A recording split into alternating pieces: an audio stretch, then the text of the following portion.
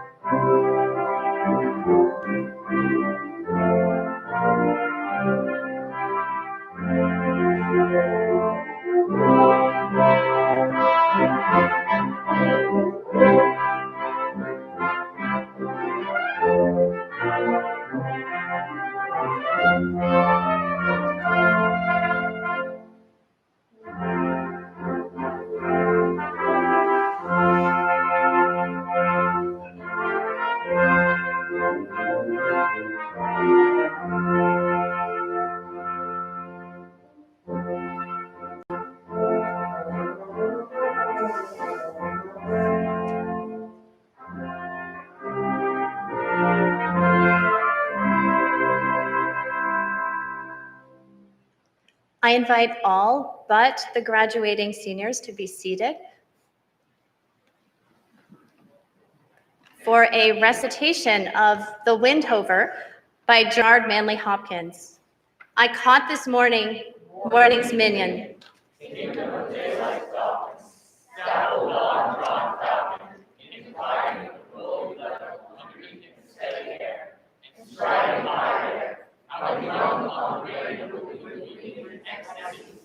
Then off forth on swing, as the skate's heel sweeps smooth on low air. The hurling gliding grew off the big wind. My heart igniting stirred for a bird, the yeshiva, the mastery of the thing. Through beauty thou and act, oh air, pride, plume, gear, bubble, and the fire riches even then, a billion times full lovelier, more dangerous, oh my chandelier. No wonder of it, sheer God makes bow down Cillian shine, and blue leaf embers, my dear, gall themselves, and gash gold vermilion.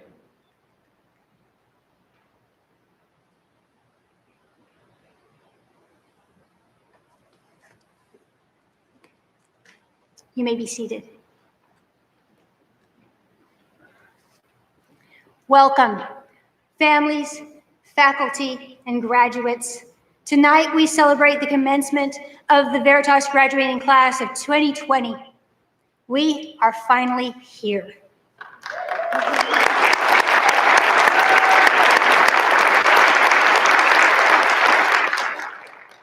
My dear ones, it has taken a great deal of time for us to reach this moment, the moment of your commencement. Commencement, the word in of itself, means the act or fact of coming into existence. The end of your time as Veritas students and the rite of passage into adulthood, in which you will choose your course. You will begin your work. You are the first generation born in the 21st century, in the wake of 9/11, raised in the Great Recession, and now facing the ravages of a worldwide pandemic, the pain and fear of civil unrest caused by unjust acts, and the personal isolation of quarantine and stay-at-home orders, and yet you are resilient, steadfast in your loves, and doggedly hopeful. Never in my life have I ever prayed for any children apart from my own as much as I have prayed for all of you, especially as you walk the beautiful streets of Washington, D.C., with time spent in reflection in the shadow of the grand monuments of Martin Luther King Jr. and Abraham Lincoln, the dreamers of a more perfect union, and as you lay the wreath at the tomb of the unknown soldier, honoring those who gave the last full measure of devotion so that others might live. In all of your travels around Washington, D.C., and the many miles that you walked, you can blame me. I would often ask if we were walking during that time, traveling from place to place, and I've heard that some absurd number of 11 miles, possibly on multiple days. There is something that I think that you experienced that possibly might not have happened had you not had to walk so much during that time. You might not have had the ability to visit the pandas. Who knew that Mr. Nidegger could ever convince Mr. Fink to visit pandas and to see it as a worthy activity on the senior trip? In all of my anxiety and the anxiety of your parents for your health and for your well-being, you did something remarkable. You sang, filling the enclave of the National Cathedral with song, your song, the song of the Veritas class of 2020, a song of joy, a song of celebration, of a beginning rather than an ending, inviting all of us to sing with you, reminding us of the hope of your future. At the birth of Narnia, Aslan sings. He sings a new song, bringing a new world into existence, joined in song by the very stars. And in that moment of new birth, of new life, that new song was not without pain. As humans, we cannot avoid pain, suffering, isolation. These challenges form us. They teach us humility. They allow us to demonstrate courage, and they give us the opportunity to offer charity.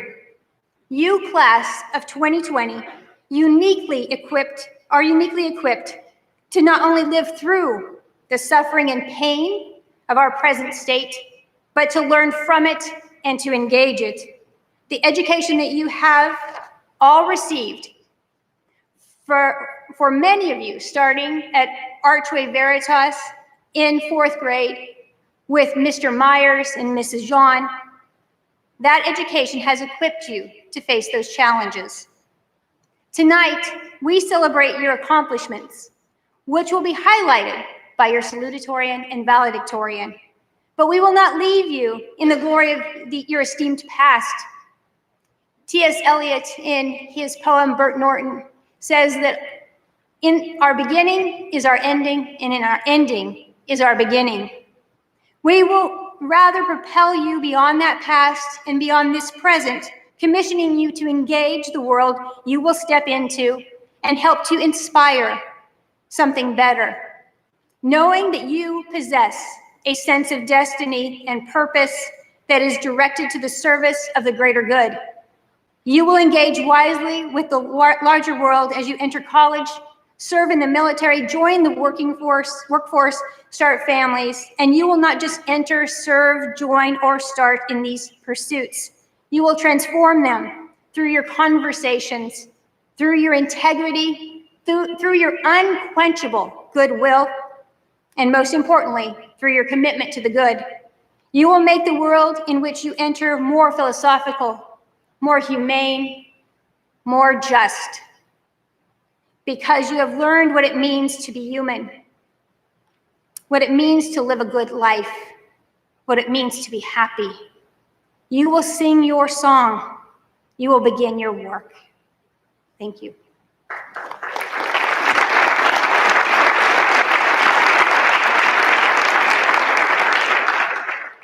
And now I have the great privilege to introduce Mr. Ryan Whelan, the Salutatorian of the class of 2020. Mr. Sullivan said of Mr. Whelan, he works hard, has fun, sees humor even where it is well disguised, but always seems to be able to pinpoint the precise difficulty we are having interpreting a sticky passage. His love of literature combined with elegant thought and expression will enrich his life and those around him. I now invite Mr. Whelan to the podium, knowing he will enrich our lives this evening. Mr. Whelan.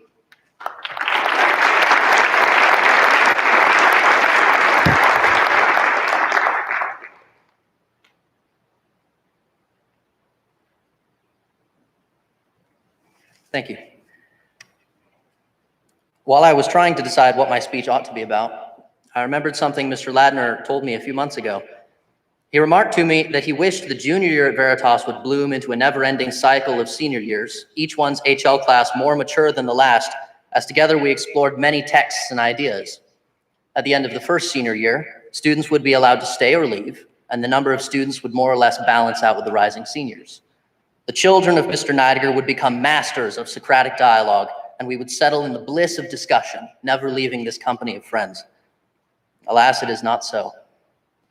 Perhaps this is why at the end of our time here, we read a book with the dedication, "Verily, verily, I say unto you, except a corn of wheat fall into the ground and die, it abideth alone. But if it die, it bringeth forth much fruit."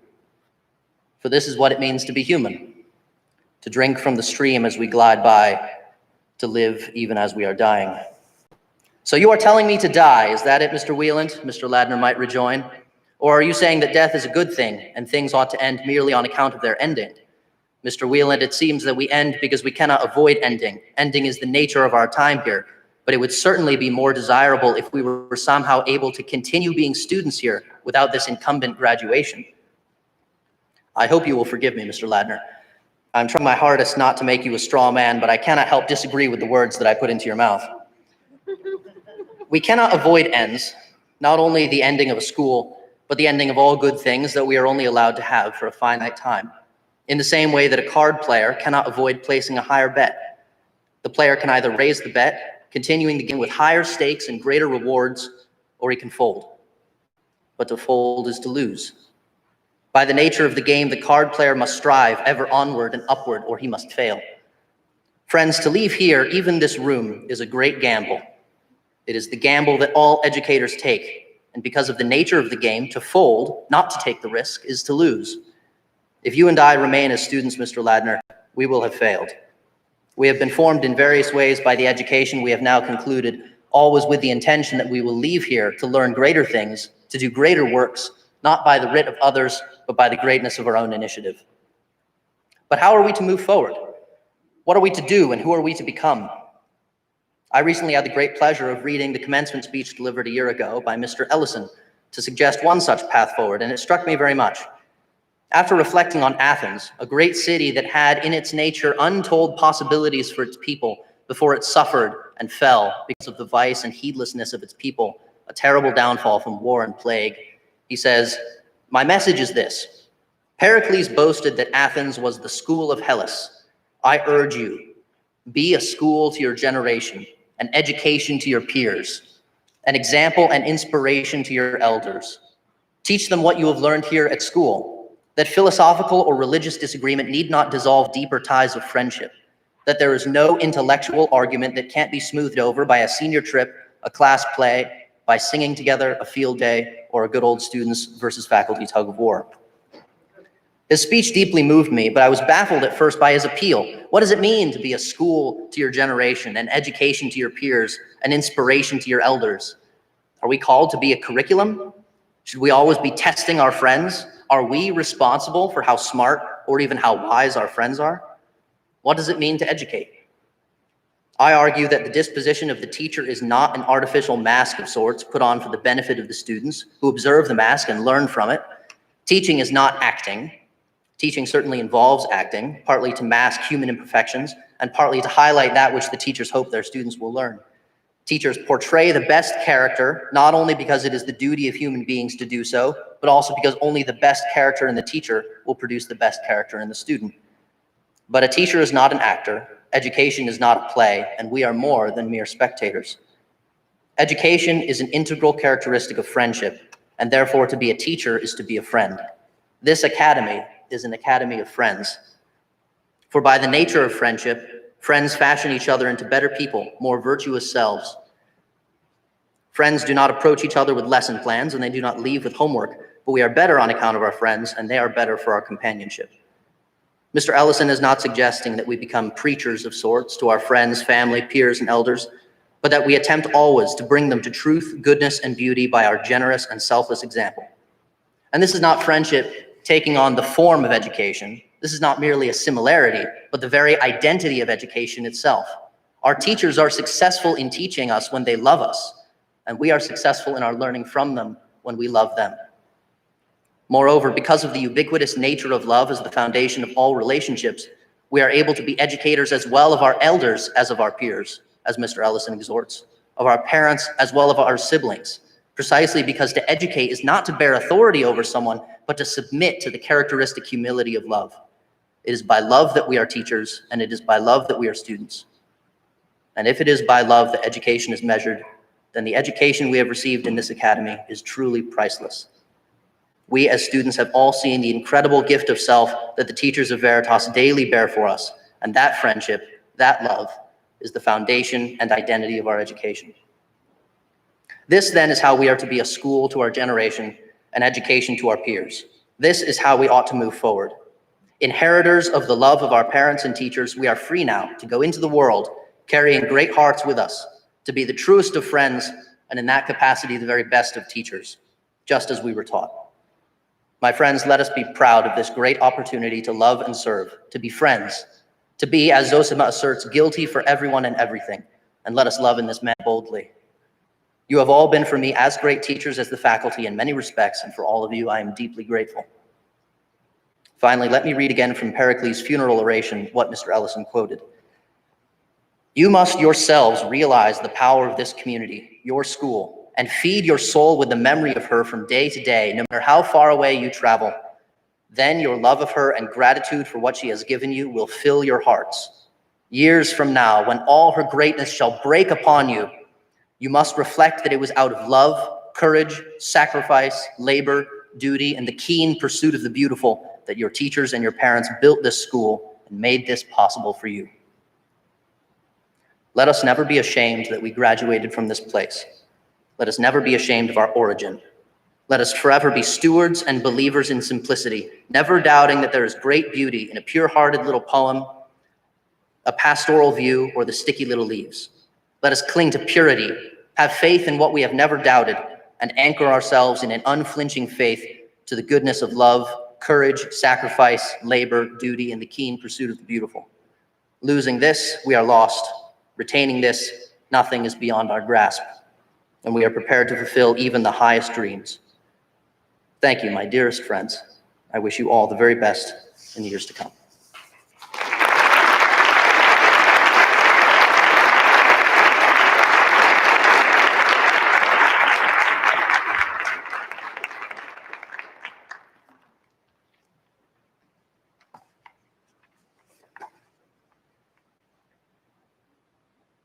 I am honored to introduce our commencement speaker, Master Teacher of Human Letters and Veritas Senior Thesis Director, Mr. David Neidiger. Beloved by students and faculty, Mr. Neidiger inspires both intellectual and moral virtue through courteous and thoughtful seminar, as well as through his own excellent example of kindness and genuine curiosity, along with a good helping of Neidigerian joy. Please welcome Mr. David Neidiger.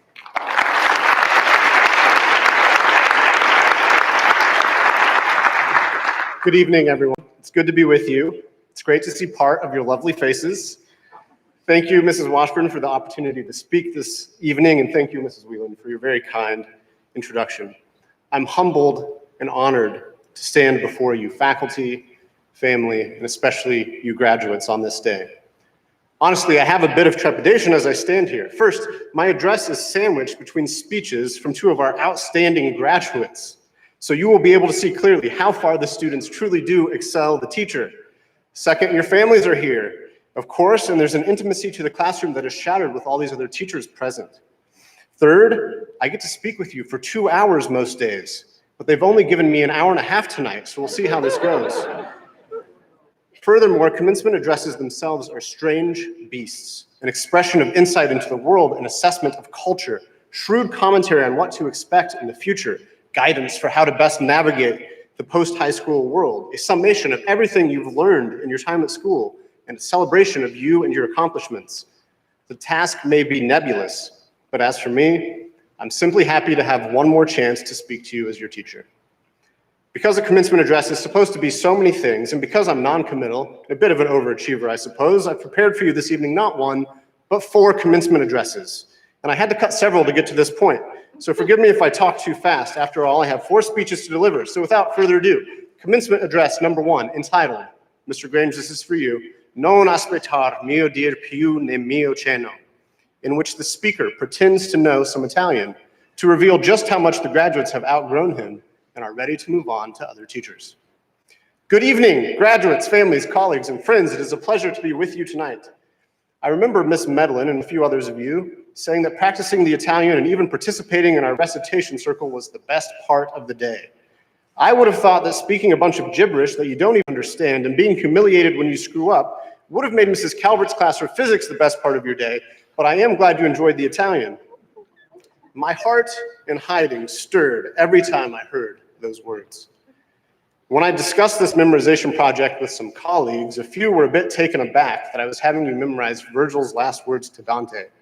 It might be overly sentimental, and it's definitely overblown to try to connect these words directly to our context. After all, your teachers are not Virgils. Actually, Mr. Sullivan might be Virgil, but the rest of us are not Virgils. And you are not little Dantes. You have not climbed the mountain of purgatory and passed through the purifying fire. And as someone who has spent time with Arian Regine and friends on HL break, I would never claim that your wills are fully free, whole, and true. We are not heroes, and neither are you.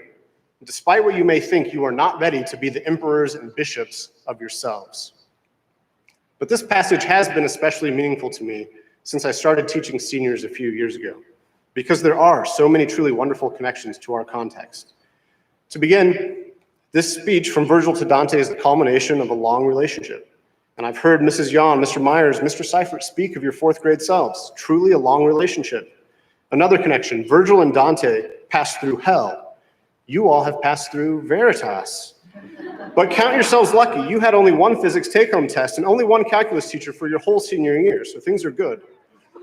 Also, you share with Dante a crowning achievement. Just as Dante is crowned and mitered, you all are capped and gowned.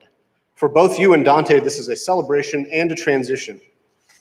Finally, Dante trusts Virgil in this very canto to lead him through a wall of fire. I hope you all, for the most part, still trust us as your guides. And it is related to this point where Virgil's speech is most touching to me. Virgil urges, non aspettar mio dir più ne mio cenno. No longer wait for what I do or say. More precisely, don't wait for my nod. Virgil acknowledges his role in bringing Dante to this point, but his vision is limited, and he has nothing more to offer. He was destined from the beginning to be replaced. He had a role to serve, and it was only for a time to get Dante to Beatrice, who would lead Dante on the next stage of his journey. We are like Virgil. We understand that we serve you for a few brief years before handing you over to new guides for the next stage of your journey. We don't have all the answers to your deepest questions, but we hope that, like Virgil, we have helped you to find some answers, and even more, and even better questions. Dante's journey is not finished, but Virgil knows his place is on the outskirts of hell, which is exactly where our middle school teachers will be in August if they're trying to teach a new group of students via Google Classroom. Actually, strike that. I don't even like to joke that teaching is some horrendous and difficult task. I love teaching, and I love you all. I often say that if I win the lottery, I'm still coming back to work the next week, and I really mean that. Anyway, Virgil knows he can't lead Dante to paradise, but he sheds all the light he possibly can on the part of the path they journey together. The most poignant moment comes a few cantos later when Beatrice appears. Dante quickly and eagerly turns to his longtime guide to share his excitement and sing her. But Virgil has disappeared, and Dante immediately bursts into tears. Dante turns to his teacher, the one who cared for him like both a father and a mother, but Virgil is gone. This moment of transition to the next stage in the journey is at the same time joyous, Beatrice is there, and heartbreaking, Virgil is gone. But it's also entirely expected. Like Virgil, we have served our role. Our place is here, but you are moving on to something new. Our hope is that we've served you well. You will find another trustworthy guide. Our hope is that you will find something that excites you so much that you can't help but share it with those around you, even if we are no longer the ones by your side. Commencement address number 2, entitled, "It was the best commencement address, it was the worst commencement address," in which the speaker comments briefly about the current moment, but offers no roadmap for meaningful action and little wisdom of any kind. Good evening, graduates, families, colleagues, friends. It is a pleasure to be with you tonight. Let me open with a fairly lengthy quotation from a book you read in your sophomore year. It was the best of times, it was the worst of times. It was the age of wisdom, it was the age of foolishness. It was the epic of belief, it was the epic of incredulity. It was the season of light, it was the season of darkness. It was the spring of hope, it was the winter of despair. We had everything before us. We had nothing before us. We were all going direct to heaven. We were all going direct the other way. In short, the period was so far like the present period that some of its noisiest authorities insisted on its being received for good or for evil in the superlative degree of comparison only. Of course, all you educated Veritas graduates recognize these famous opening lines of Mr. Seifert's favorite novel, A Tale of Two Cities by Charles Dickens. Through this series of extremes, Dickens compares the historical time he's writing about, the French Revolution, to the time he's writing in. It was the best or the worst, with no middle ground, no room for moderation. Both times were prone to extreme claims and thinking only in terms of superlatives. And Dickens highlights the tendency of every age to think of itself as entirely unique, unlike any other, brooking no comparison. Not every age has both an American and a French Revolution, but every age thinks it's the best or the worst. Current events are discussed only in terms of superlatives. Every election is the single most important election of our times. Every candidate is the worst thing that's ever happened to the country. We naturally tend to think that our present moment is the fateful moment, even though with a few moments of reflection, we see that it's probably not. Here's where quoters of Dickens partially miss the point and say, but this really is the best of times, or this really is the worst of times. Alas, I too will go in that direction for just a second. Little desert people, you don't need me to tell you that these are significant times. We have coronavirus and widespread rallies for racial equality. We have social distancing and cries for social justice. Your cell phone confiscating, tech-phobic school suddenly departed the dark ages to begin basking in the silicon glow of Google Classroom and Zoom. From 9/11 to COVID-19, your 18 years truly have been historic. You know that we are living through a fateful moment and that this coming election will be momentous. But let's also honor Dickens and recognize that in our search for superlatives about the unprecedented nature of these times, we really are like every other age. You may not have been in a school building, but you were still reading books and talking about them with your classmates. Thesis defenses this year were nearly identical to thesis defenses in the past. I'm sure calculus still sometimes seemed impossibly difficult. On a broader scale, the country and economy too will muddle through. We'll have a contentious election this year, and then we'll have another one in 2024. I hope we will be better in many ways, but we will, both fortunately and unfortunately, be mostly the same. As I conclude this second address, I want to remind you that as you graduate, it may seem that you have nothing before you, but you also have everything before you. Try not to be sucked into seeing things and actions and comments and people only in terms of superlatives. Most everyone is not the best or the worst. Actually, both the best and the worst are in each one of us. So do your best to avoid being the worst. Commencement address number 3, entitled, John Lennon Says, All You Need Is Love, which is probably true, but let's allow Dostoevsky to flesh it out. in which the speaker takes advantage of a captive audience to make up for the loss of 8 weeks of in-person discussion of the world's greatest novel. Good evening, graduates, families, colleagues, and friends. It is a pleasure to be with you tonight. Jesus said to love your neighbor as yourself. And 2,000 years later, John Lennon sang, "All you need is love." If Jesus and John Lennon agree, it must be true. And yet Ivan Karamazov says it is impossible to love one's neighbors. Today, I challenge you to overcome your inner Ivan by loving your neighbors and even your future roommates. Ivan recognizes that abstract and idealistic love, what Zosima calls love in dreams, is easy. Most of us are only too eager to love humanity and to save the world, but we struggle to manifest that love tangibly through what Zosima calls active love. People in general are eminently lovable, but a person with a name and a face and annoying habits, that's difficult. Zosima tells of an old doctor who loves humanity in general, but despises the perfectly decent person next to him because he blows his nose too much, a common complaint in the HL seminar as well. Our challenge is not in loving and seeking justice for the world. We all better want that. Our challenge is to love the people we live with, the people we see in their particularity, without masks, which is a relatively small group of people right now.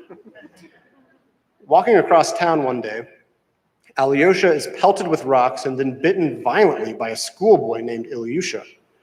This is the sort of moment when active love is really put to the test. Alyosha wants to redeem the world, so how will he respond to this unjust act?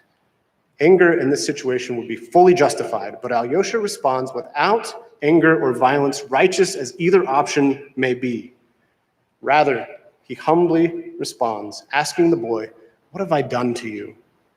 And then he follows up with him later to make sure he is cared for. Alyosha is deferential and kind and empathetic to the rotten child who just bit him. His response exemplifies the act of love that requires us to ignore our rights and dedicate ourselves to bettering the very much not abstract person standing before us, even if no one is watching. Focusing on loving those around you is not giving up or ignoring systemic problems in the world. As Zosima makes clear, all is like an ocean. One good action will ripple outwards, affecting a much wider area than you expect. Alyosha's loving response in that moment, and his continued loving response over time, seemingly only a few drops in the ocean, helped to transform Ilyusha and his classmates from a hateful, vitriolic, violent mob into a collection of close friends who have learned to serve each other in difficult times. Rather than exacerbating the divisions of hate, Alyosha helps them to be united in love, experiencing a beautiful and joyful camaraderie. The hopeful tone at the end of the novel suggests that Alyosha's loving actions have not yet finished rippling. Which is why I'm asking you, will you be able to love your roommate? Whether it's a sibling, a friend, a stranger, this is your call to action. The people you are closest to are often the hardest to love, but real world-changing love must start there. My own college roommates were not easy to love. My first roommate clogged our sink with chewing tobacco multiple times.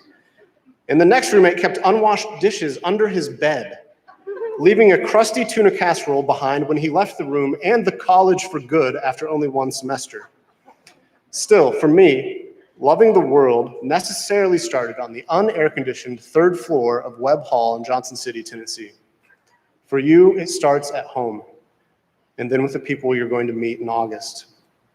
Lennon was right. All you need is love. Just make sure you pursue the long and demanding work of active love, tirelessly loving your neighbors and dedicating yourself to others, not the faceless other who exists in theory on the internet or in one's dreams, but to the other whose face you can see, whose crusty tuna casserole you can smell. Dream big, save this blasted world. Start at home and in your dorm room. Commencement address number 4, we've reached the last one, the conclusion and closing frame, entitled "The World Was All Before Them," in which the speaker makes a vague and probably vain attempt to tie all these threads together and end his speech before midnight. Good evening, graduates, families, colleagues, and friends. It is a pleasure to be with you tonight.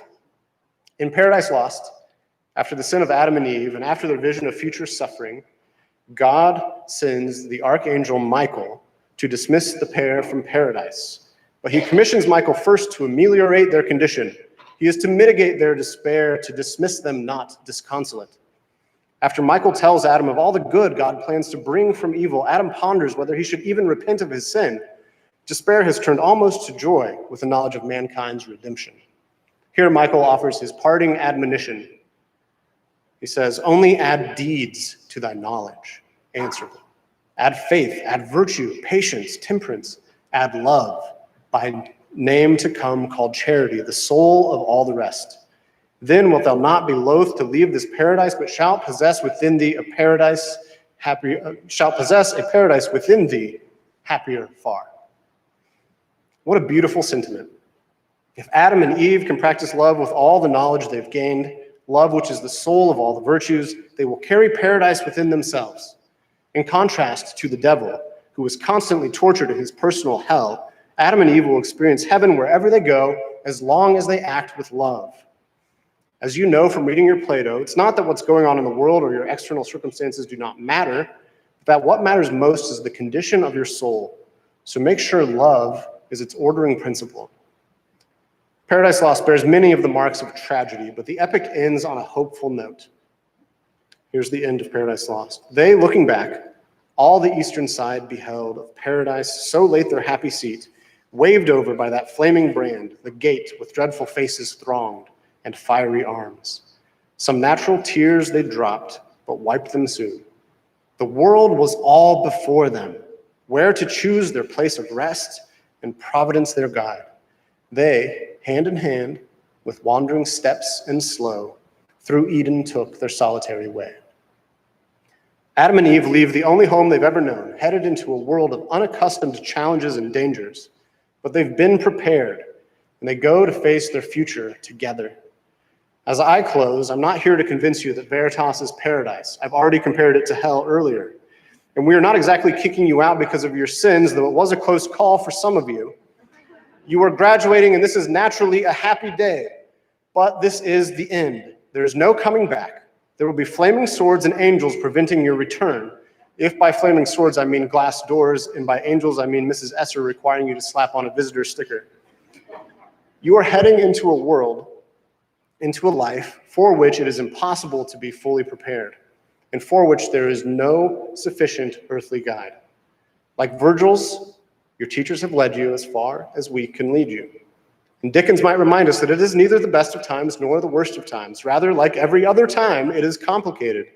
And it's an often distressing mix of both. Whether it feels like everything is before you or nothing is before you, the world is all before you. If you shed a tear, whether of sadness or of joy, wipe it soon.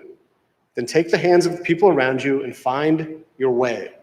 If you go with virtue, with the humble habit of active love, as defined and demonstrated by Zosima and Alyosha, a difficult love that is not for show, but for silent service, you will improve this imperfect world one life at a time, rippling outward from your parents, your siblings, your friends, and your roommates, making your soul and whatever you touch a little more heavenly as you carry paradise within you and to everyone you meet.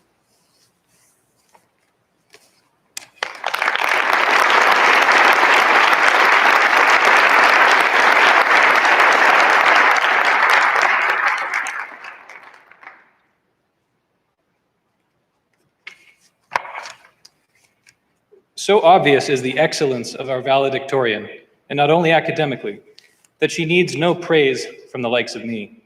And yet it gives me the greatest pride as a teacher to have the honor to introduce to you our 2020 valedictorian, Miss Ellie Albrecht.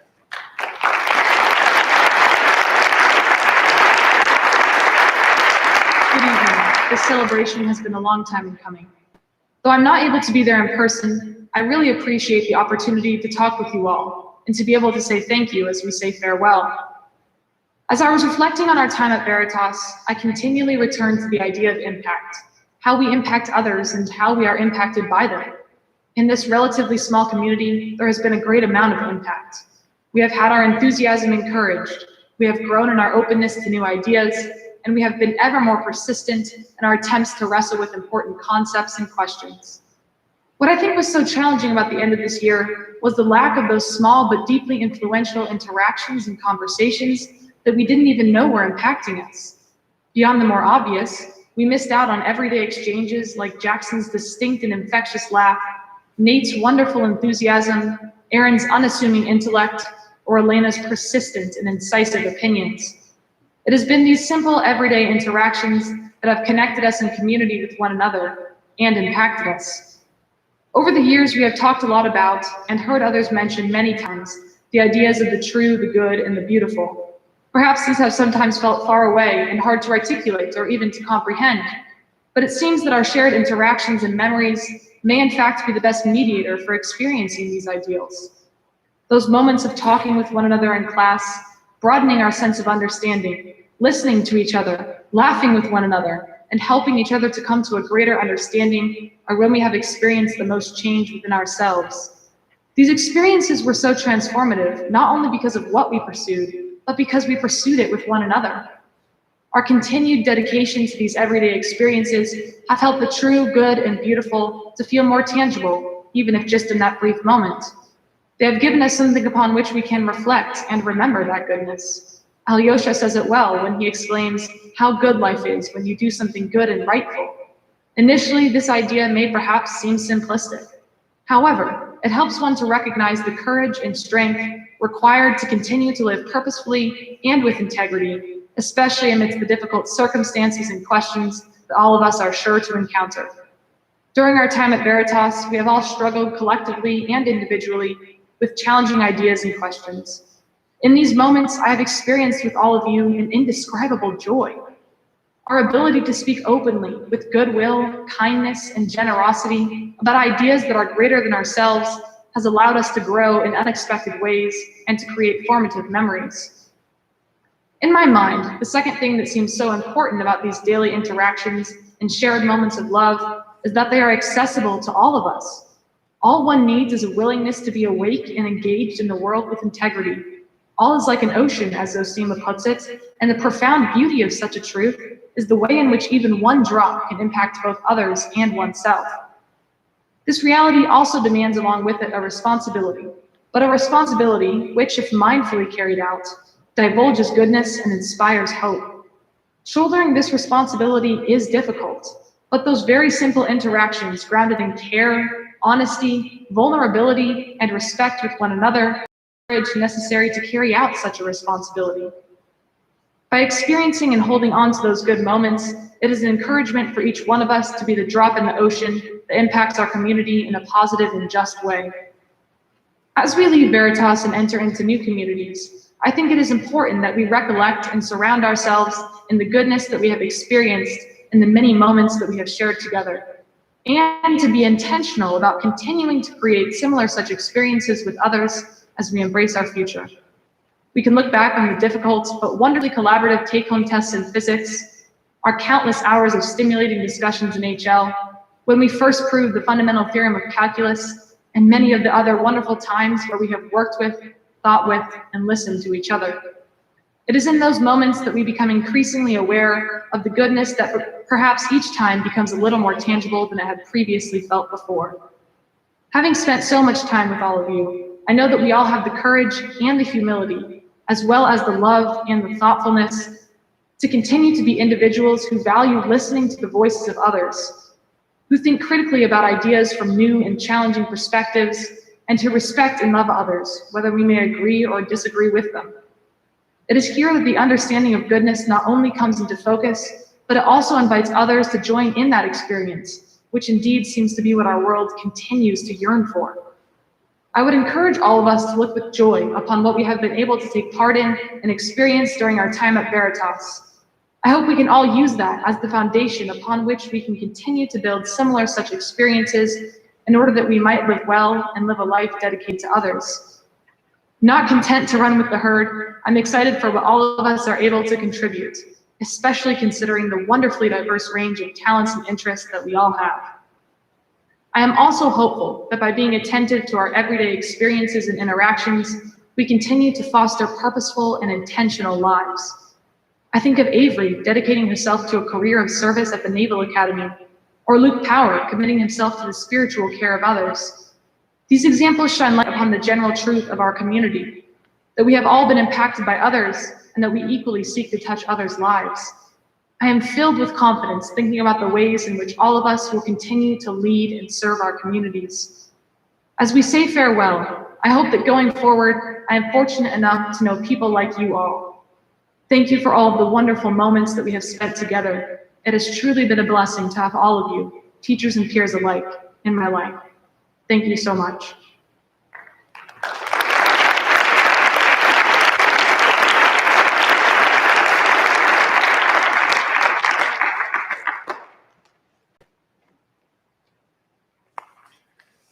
Dear graduates, a convocation is when we offer our last official remarks before you receive the highest honor Veritas Prep can offer. It will be brief because we cannot wait to get these well-deserved diplomas into all your hands. As many of you know, the Mulhern family has had the privilege of all 9 of our children attending Great Hearts, both at Veritas and Archway Veritas. In fact, between them, they have over 50 years of Great Hearts education. And I will tell you, in all those years, and the many graduations that we've already had, there has never been a year or graduation quite like this. As I was looking out, I thought, I'm supposed to get on a Southwest flight soon. I think this is what it might look like. A bunch of people with masks sitting seats apart. Yes, you're the class of 2020, or the class that was COVID interrupted. It is as if we sent you off to spring break and forgot to invite you back. If you think about it, your last full natural time together was in Washington, D.C., 2,500 miles away. This is the class that Zoomed their senior defenses, never pulled the prom dresses out of the closet, did not run that last lap at track practice. There's a certain sadness in all this, a sadness we can't ignore. But there's also should be gratitude in our hearts, even that tonight we could gather and for the future will bring. Seniors, you did not choose this moment, but this moment did providentially choose you. A new sort of heroism was asked of you. One of my favorite writers, C.S. Lewis, gave a speech at Oxford University in 1939 at the beginning of World War II, when the Nazi menace loomed large over Europe. He titled his talk, "Learning in Wartime." Lewis said then, and I quote, "I think it is important to try to see the present calamity in its true perspective. The war creates no absolutely new situation. It simply aggravates the permanent human situation so we can no longer ignore it. Human life has always been lived at the edge of a precipice. Human culture has always had to exist under the shadow of something infinitely more important than itself. If man had postponed the search for knowledge and beauty until they were secure, the search never would have begun. We are mistaken when we compare war to normal life. Life has never been normal." What a timely reminder from Lewis. While we have lived and are living through a COVID-induced war against normal life, so to speak, from here springs opportunity to see the human condition more clearly and more purely. You, class of 2020, cannot postpone your search for truth due to the present moment. Rather, you must learn to accelerate it, find new channels for the search. When a lesser freedom is taken away, the quest for a deeper freedom is revealed. The quest for you is to become the virtuous man or woman you were called to be. For you have become Veritas Prep heroes. There should be no seeking of a new normal, but rather an acceptance of the discomfort and challenge that will push you forward to founding a post-pandemic culture on the bedrock of truth and beauty and goodness. So Veritas class of 2020, on behalf of the Board of Governors, on your parents, your academy leadership, and your teachers, please receive these diplomas as a sign of our hope in you, how you will redeem the times. We will give you the highest honors as a commission to go out to strive together toward great things for yourselves and for all of us.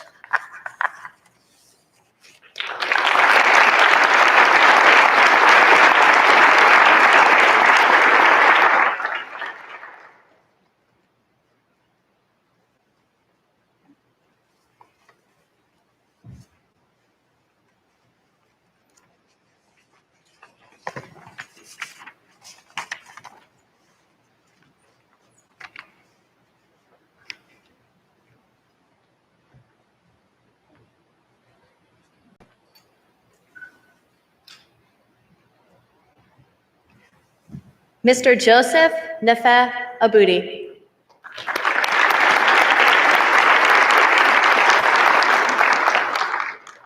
Roy John Lee Adams.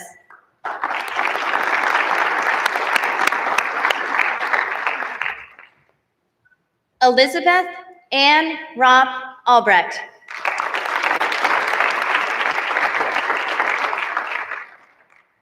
Matthew Colin Barney.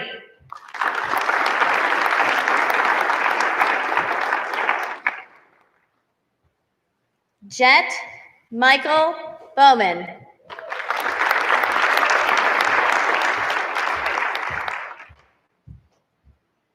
Ariana Jasmine Vista.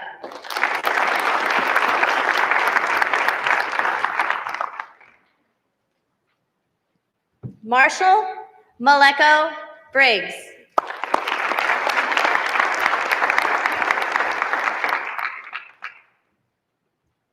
Evan Paul Broom.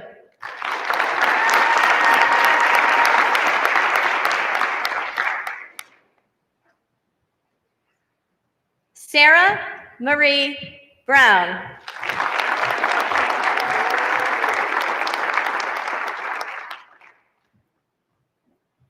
Blake Jared Burney.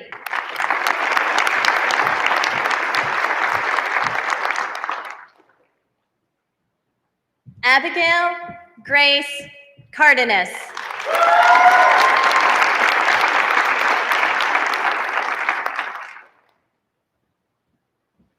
Abigail Sarah Carter.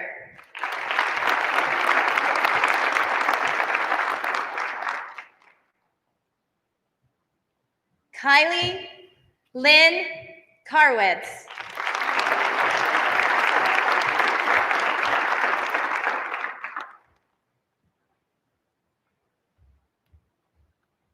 Jacqueline Jung-in Choi.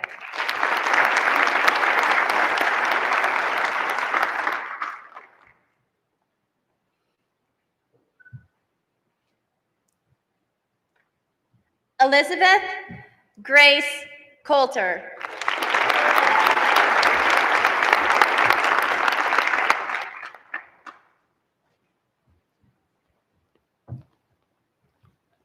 Jackson Thomas Donovan.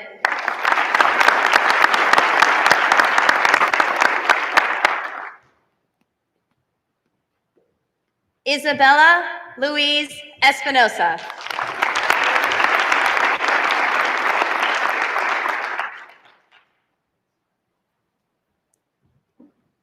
Julia Grace Flower.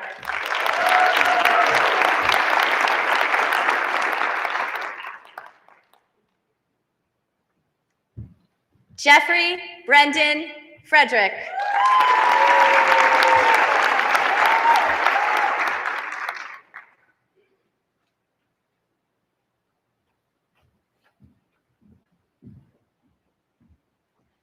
Colin David Richard Grafe.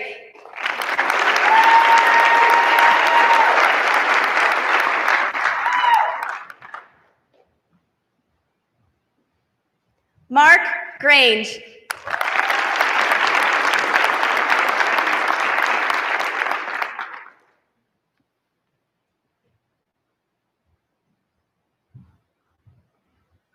Therese Marie Groft.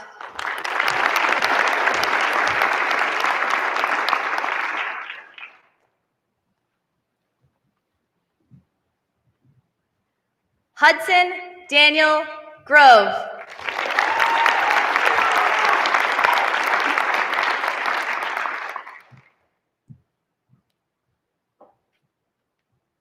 Elena Rosario Hernandez.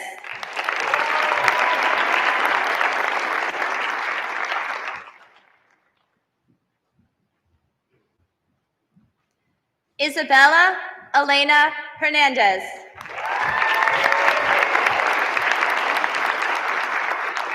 Karina Jade Higginson. Zachary Robert Jackson.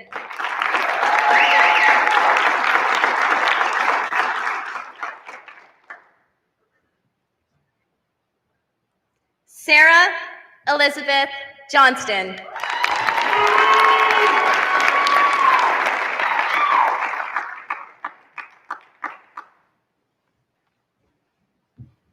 Thomas Edward Cannell III.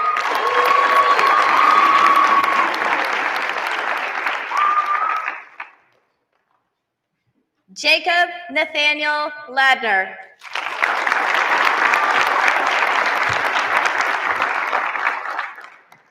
Brian Luna.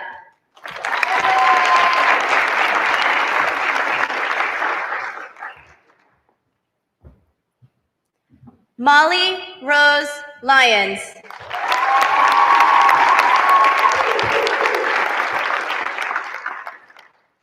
Daniel Charles McLeod.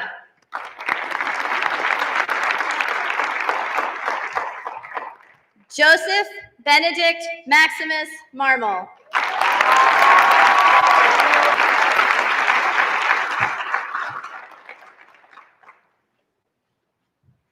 Jessie Allison Medlin.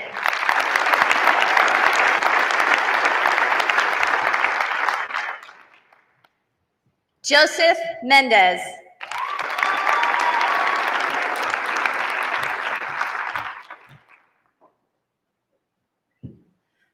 Camilla Luz Mercado.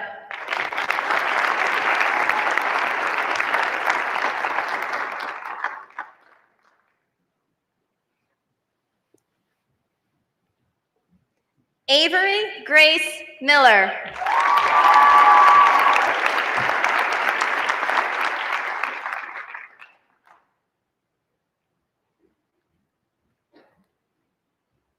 Michael Anthony Mulhern.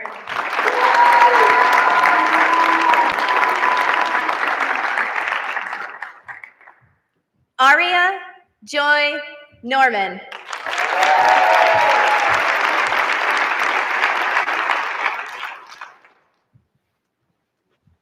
Jason James Nunez.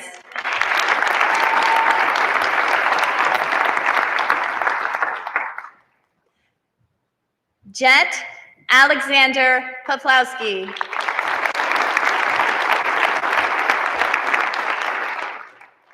Benjamin Joseph Power.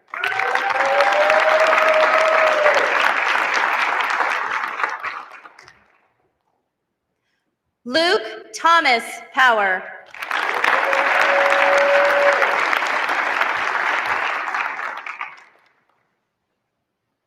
Arian Regian.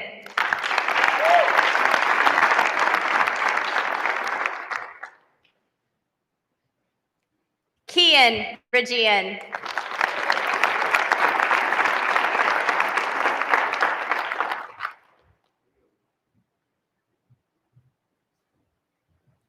Victoria Jane Ricardo.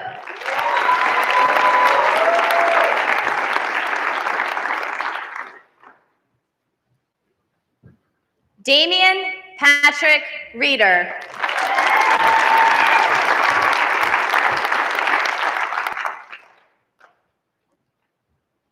Adriana Isabel Rivera.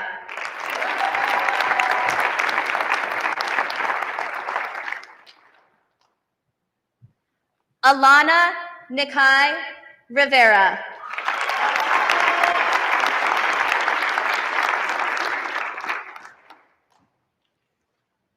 Benjamin James Roden.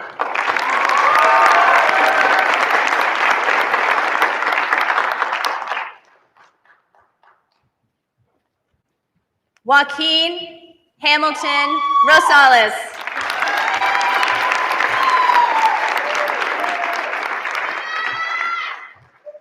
Mahek Henna Sani.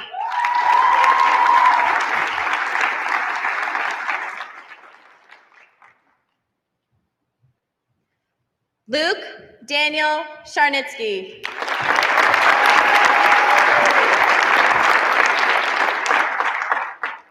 Preston Lewis Schroeder.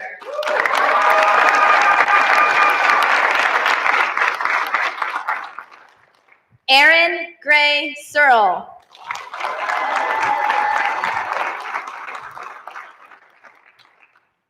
Annika Hermanda Sioni.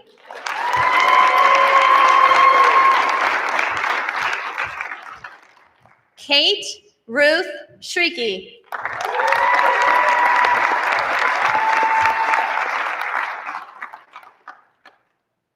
Nancy Marie Penny Spivey. Nathaniel Arlt Tatham. Gianna Krista Capri Tiro.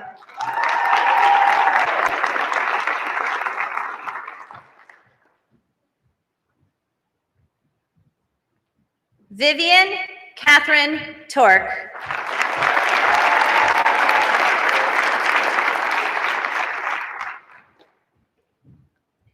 Tammy Lou Tran.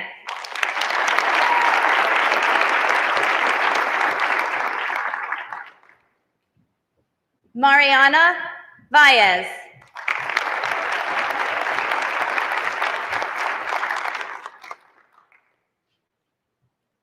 Mariah Elizabeth Vickers.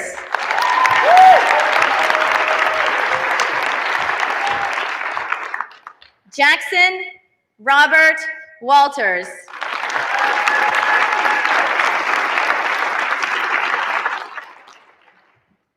Ryan James Wieland.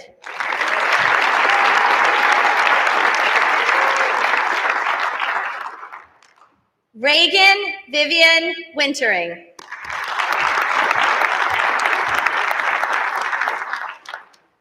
Ayana Rain Zachariah.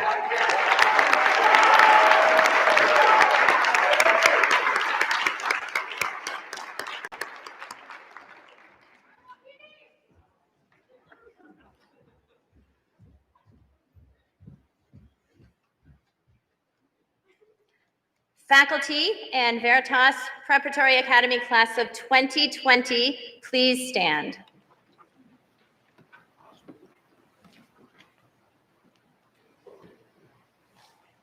Graduates, you may now move your tassels from right to left, signifying what you have accomplished. Congratulations.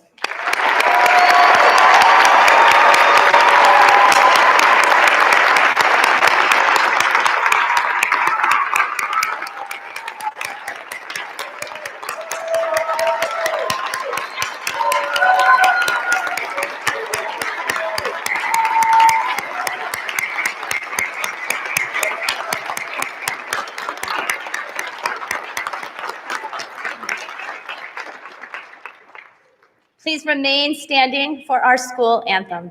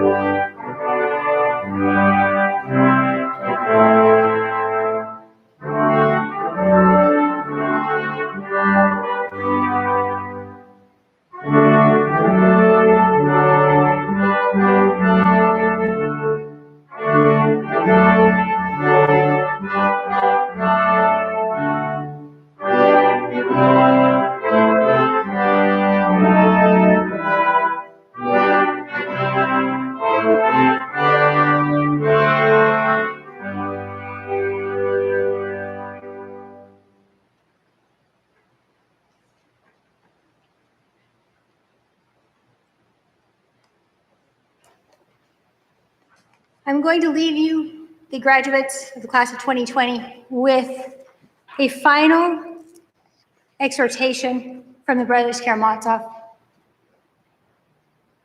It is a moment of commencement.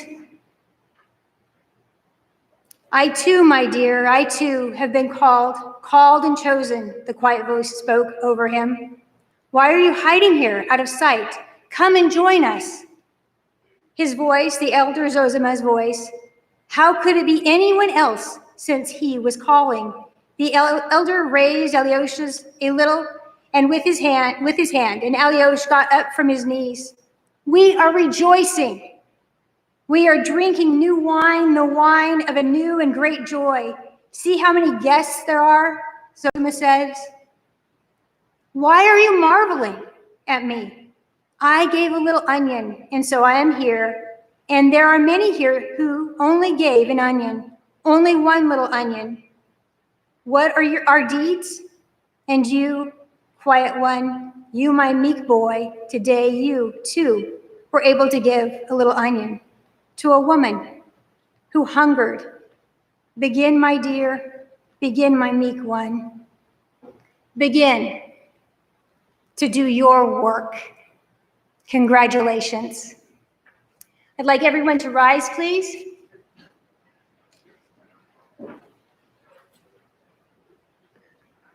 I present you with the graduates of Veritas Preparatory Academy's class of 2020.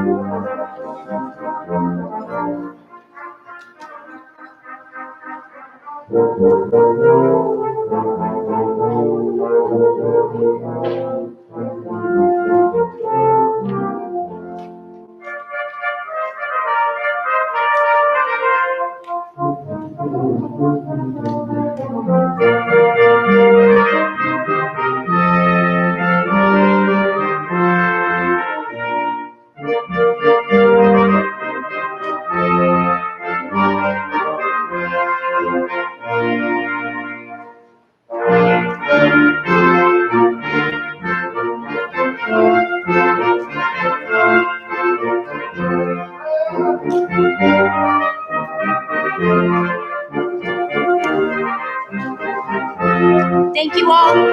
Have a lovely evening.